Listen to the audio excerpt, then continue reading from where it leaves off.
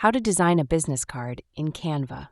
Hey guys, in today's video, I'm going to show you how to design a professional business card in Canva. So make sure to watch this video till the end and let's get started. Start by heading over to canva.com and log into your account. In the search bar, type business card and select the business card template option from the drop-down. Browse through the ready-made templates and pick one that fits your brand or style. Once selected, the template will open in the editor. Click on any text to edit your name, job title, company name, contact info, or website. You can also change the fonts, colors, and alignment to match your branding.